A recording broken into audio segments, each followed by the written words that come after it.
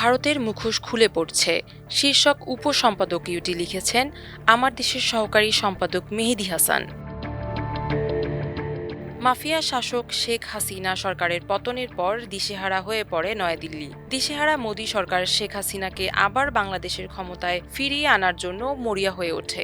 এর কারণ শেখ হাসিনাকে ক্ষমতায় টিকিয়ে রেখে দেড় যুগে ভারত বাংলাদেশে যেসব অপকর্ম করেছে তা গোটা বিশ্ববাসীর সামনে ফাঁস হয়ে যাওয়ার ভয়ে আতঙ্কগ্রস্ত হয়ে পড়ে ভারত।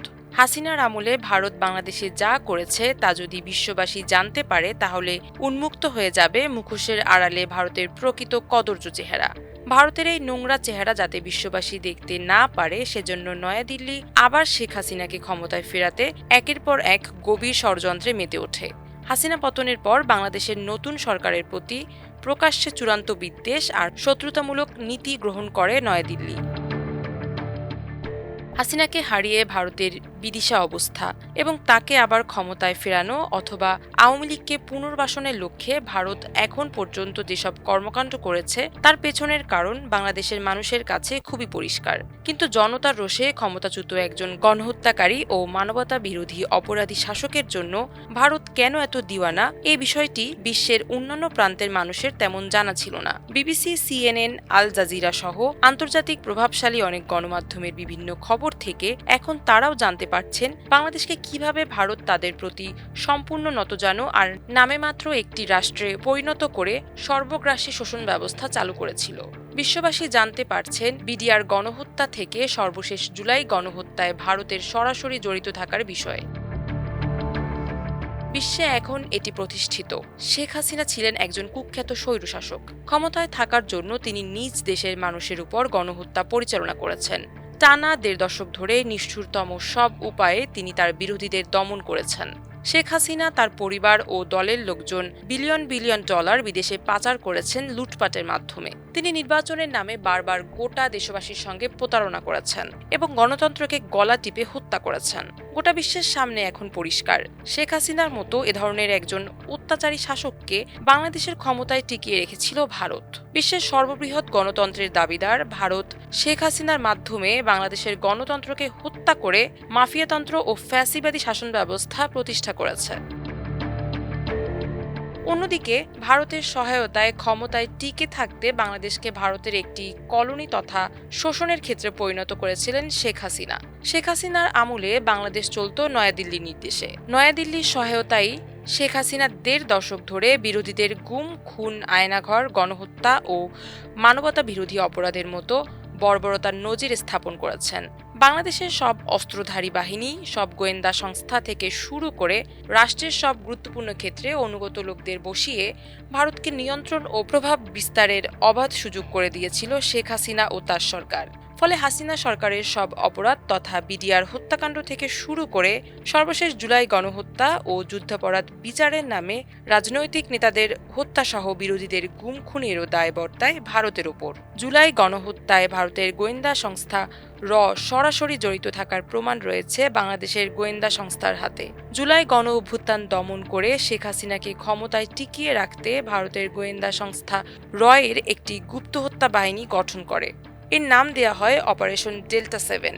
আন্দোলন চলাকালে ঢাকা মহানগর জুড়ে স্নাইপার দিয়ে ব্যাপকভাবে গণহত্যা সহ বিভিন্ন নাশকতায় এই গুপ্ত বাহিনী জড়িত থাকার ভয়াবহ তথ্য উদ্ঘাটিত হয়েছে। শেখ হাসিনার সময় বাংলাদেশকে তুলে দেওয়া হয়েছিল ভারতীয় গোয়েন্দা সংস্থা এর হাতে। ভারত বাংলাদেশের উপর কতটা নিয়ন্ত্রণ আরোপ করেছিল তার প্রমাণ পাওয়া যায় বাংলাদেশ সেনা সদর দপ্তরে গুরুত্বপূর্ণ একটি ভবনের 2টি ফ্লোর অলিখিতভাবে এর জন্য বরাদ্দের খবর প্রকাশের ঘটনায়। প্রকাশিত খবর অনুযায়ী বাংলাদেশের গুরুত্বপূর্ণ সব গোয়েন্দা সংস্থা চলত সরাসরি নয়াদিল্লির নির্দেশনায়। শেখ হাসিনার পতনে ভারত যেসব কারণে বিচলিত হয়ে পড়ে তার মধ্যে অন্যতম ছিল বিডিআর গণহত্যায় তাদের জড়িত থাকার ঘটনা বিশ্ব দরবারে প্রকাশ হয়ে পড়বে। সেজন্য বিডিআর হত্যাকাণ্ডের ঘটনা আবার তদন্তে জাতীয় স্বাধীন তদন্ত কমিশন গঠনে বাধা আসে শুরুতেই। ভারতের প্রতি অনুগত মাফিয়া ও ফ্যাসিস্ট হাসিনার দোসররা চেষ্টা করেছে কমিশন গঠন ঠেকাতে, কিন্তু পরে দেশপ্রেমিক বিভিন্ন মহলের প্রবল দাবির কারণে কমিশন গঠন করা হয়। কিন্তু তারপর দেশবিরোধী শক্তি নতুন করে মাঠে নামে কমিশন যেন স্বাধীনভাবে সঠিক কাজটি করতে না পারে সেজন্য। বিডিআর হত্যাকাণ্ডে ভারত সরাসরি জড়িত। এ বিষয়ে নিহত সেনা কর্মকর্তাদের পরিবারের সদস্য সহ অনেক সামরিক ও বেসামরিক লোকজন, অনেক প্রত্যক্ষদর্শী অনেক দিন ধরে প্রকাশ্যে অভিযোগ করে আসছিলেন। বিডিআর হত্যাকাণ্ডে নিহত সেনা কর্মকর্তা মেজর তানভীর হায়দারের স্ত্রী তাসনুভা মাহা প্রকাশ্যে গণমাধ্যমের সামনে অনেকবার বলেছেন, তাকে তার বাসা থেকে ধরে নিয়ে যাওয়ার সময় তিনি ৩ জনকে হিন্দি ভাষায় কথা বলতে শুনেছেন।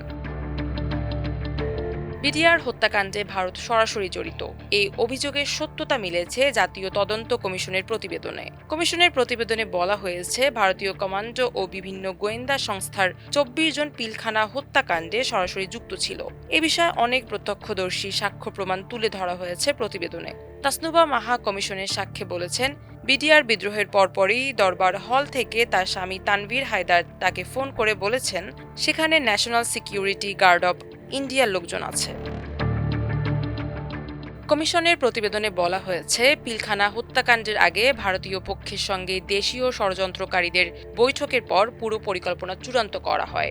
ভারতের হুমকির কারণে ঘটনার পর পিলখানায় অভিযান পরিচালনা করা যায়নি। এ প্রসঙ্গে তৎকালীন সেনাপ্রধান জেনারেল মইনিউ আহমেদ বলেছেন, তখন পিলখানায় সেনা অভিযান চালাতে গেলে ভারত বাংলাদেশে হামলা চালাবে এই হুমকি ছিল। সাবেক সেনাপ্রধানের এ বক্তব্যের পর এ ঘটনায় ভারতের জড়িত থাকার বিষয়টি আর আড়াল করার কোনো উপায় নেই। বিডিআর হত্যাকাণ্ডের মতো ঘটনায় সরকারি প্রতিবেদনে ভারতের জড়িত থাকার শক্তিশালী প্রমাণ পাওয়ার বিষয়টি আন্তর্জাতিক অঙ্গনে ভারতকে ধসিয়ে দেওয়ার জন্য যথেষ্ট। তাছাড়া পিলখানা হত্যায় ভারতীয় বাহিনীর অংশগ্রহণের বিষয়ে প্রত্যক্ষদর্শী অনেক সাক্ষীর আওয়ামী আমলে পরিকল্পিতভাবে হত্যার গুরুতর অভিযোগ রয়েছে।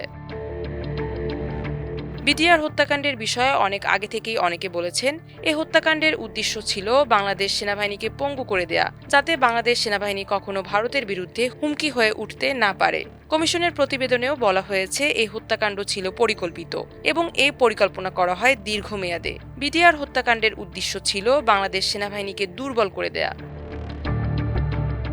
একটি দেশের সেনাবাহিনীকে পঙ্গু করে সেই দেশকে নতজানু করে রাখার সুদূর প্রসারী পরিকল্পনার অংশ হিসেবে ৫৭ জন সেনা অফিসারকে হত্যার মিশনে ভারতের জড়িত থাকার ঘটনাকে বাক্সবন্দী করে রাখার কোনো সুযোগ নেই। কারণ এই ঘটনার পর থেকে বাংলাদেশ ধীরে ধীরে ভারতের একটি কলোনিতে পরিণত হয়। ভারতের প্রশ্রয়ে শেখ হাসিনা একজন মাফিয়া ও ফ্যাসিবাদী শাসকে পরিণত হন।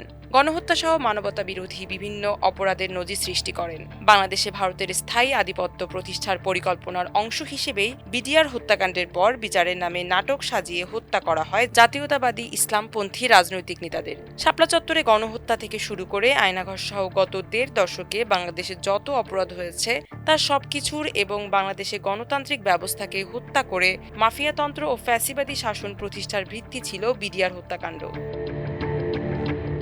বিডিআর হত্যাকাণ্ড বিষয়ক সরকারি প্রতিবেদনে ভারতের নাম উঠে আসায় হাসিনা সরকারের যাবতীয় অপরাধের জন্য এখন ভারত কেবল নৈতিকভাবে দায়ী নয়, বরং সরাসরি অভিযুক্তের তালিকায়। তদন্ত কমিশনের এই প্রতিবেদনের আলোকে বিডিআর হত্যাকাণ্ডের নতুন করে বিচার করতে হবে। তখন বিচারের অংশ হিসেবে অধিকতর তদন্তের মাধ্যমে সুনির্দিষ্টভাবে চিহ্নিত করা সম্ভব হবে আওয়ামী লীগ ও ভারতের কারা কোন পর্যায়ে কিভাবে জড়িত। এর ফলে এটি তখন আইনি ভিত্তি পাবে। বাংলাদেশের অস্তিত্ব রক্ষার জন্যই এটি করতে হবে, কারণ এটি এখন সর্বজন গ্রাহ্যভাবে প্রতিষ্ঠিত। ১৯৭১ সালে স্বাধীনতা যুদ্ধে ভারত বাংলাদেশের পক্ষে যুদ্ধ করেছে পাকিস্তানকে ভাঙার সুদূর প্রসারী পরিকল্পনার অংশ থেকে। তাদের দীর্ঘমেয়াদী পরিকল্পনা ছিল বাংলাদেশ স্বাধীন হলেও ভবিষ্যতে তাকে একটি ব্যর্থ রাষ্ট্রে পরিণত করা, যাতে এই দেশটি কখনো ভারতের নিরাপত্তার জন্য কোনো হুমকি হিসেবে বিরাজ না করে। সেই পরিকল্পনার অংশ হিসেবে ১৯৭১ সালের পর থেকে ভারত বাংলাদেশকে নতজানু করার মিশন নিয়ে মাঠে নামে, যার বাস্তব নমুনা এদেশের মানুষ দেখেছে শেখ মুজিবুর রহমান ও তার কন্যা শেখ হাসিনার টানা ১.৫ যুগের শাসনামলে, যেখানে ভারতের লক্ষ্য বাংলাদেশকে অকার্যকর রাষ্ট্রে পরিণত করা, যেখানে ভারতের বিভিন্ন মহল থেকে হুমকি দেয়া হচ্ছে বাংলাদেশকে আরেকটি কাশ্মীর, গাজা অথবা মিয়ানমারে পরিণত করার, সেখানে বাংলাদেশের বিরুদ্ধে ভারতের বিডিআর হত্যাকাণ্ডে জড়িত থাকার অপরাধ সহ অভ্যন্তরীণ বিষয়ে নগ্ন হস্তক্ষেপের ঘটনাকে পাশ কাটিয়ে যাওয়া মানে একটি দেশের জন্য আত্মহত্যার শামিল। বিডিআর হত্যাকাণ্ডে জড়িতদের আইনের আওতায় না আনা মানে স্বাধীন সার্বভৌম বাংলাদেশের অস্তিত্বকে অস্বীকার করা এবং ভবিষ্যতেও বাংলাদেশ বিরোধী এ ধরনের অপকর্ম চালু রাখার বৈধতা দেয়া। মাল্টিমিডিয়া ডেস্ক, আমার দেশ।